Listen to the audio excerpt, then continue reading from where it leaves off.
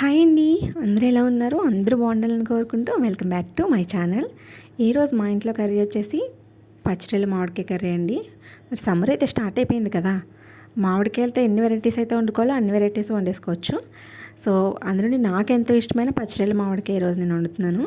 మీలో ఎంతమందికి నాన్ వెజ్లో మామిడికాయ వేసుకుని వండుకోవడం అనేది ఇష్టమో చెప్పండి కామెంట్ సెక్షన్లో.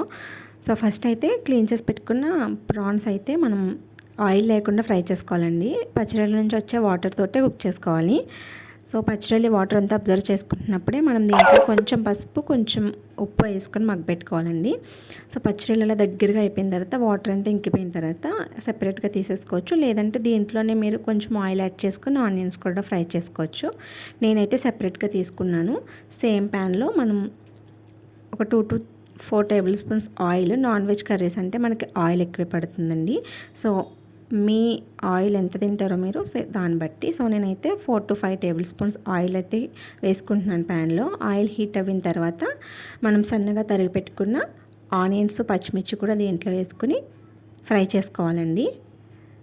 సో మీకు ఇష్టమైతే సేమ్ దీంట్లోనే పచ్చడిలు కూడా స్టార్టింగ్ వేసేసుకుని ఆనియన్స్ మగ్గబెట్టుకోవచ్చు.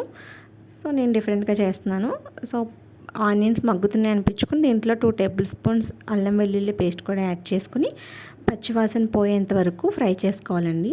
ఆల్రెడీ మనం ప్రాన్స్లో సాల్ట్ వేసాం కదా, సో అడ్జస్ట్ చేసుకోవడానికి చూసుకొని దీంట్లో ఒక 1/2 టేబుల్ స్పూన్ సాల్ట్ కూడా యాడ్ చేశాను. అలాగే దీంట్లో కడిగి పెట్టుకున్న కరివేపాకు యాడ్ చేసుకొని మంచిగా ఫ్రై చేసుకోవాలి. సో ఇప్పుడు ఆనియన్స్ సగం ఫ్రై అయిన తర్వాత దీంట్లో ముందుగా మనం కుక్ చేసుకున్న ప్రాన్స్ కూడా వేసుకొని బాగా ఫ్రై చేసుకోవాలి ఆయిల్లో. సో ఇది ఫ్రై అవుతున్నప్పుడే మనం దీంట్లోకి కారం, అలాగే కొంచెం పసుపు కూడా యాడ్ చేసుకోవాలి.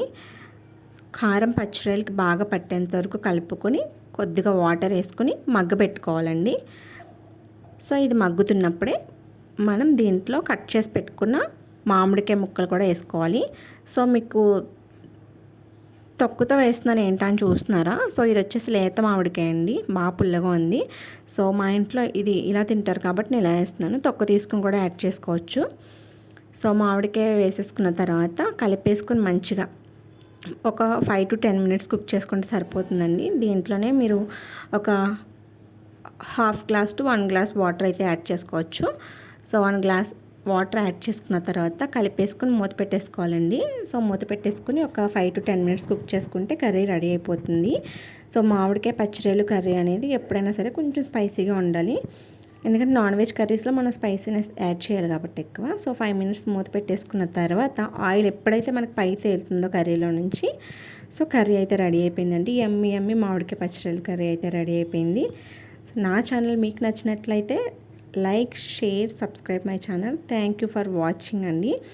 అండ్ నేను ఒకటి చెప్పాలనుకుంటున్నాను, చూస్తున్నారు కానీ ఎవరు లైక్ చేయట్లేదండి. ప్లీజ్ లైక్ చేయండి.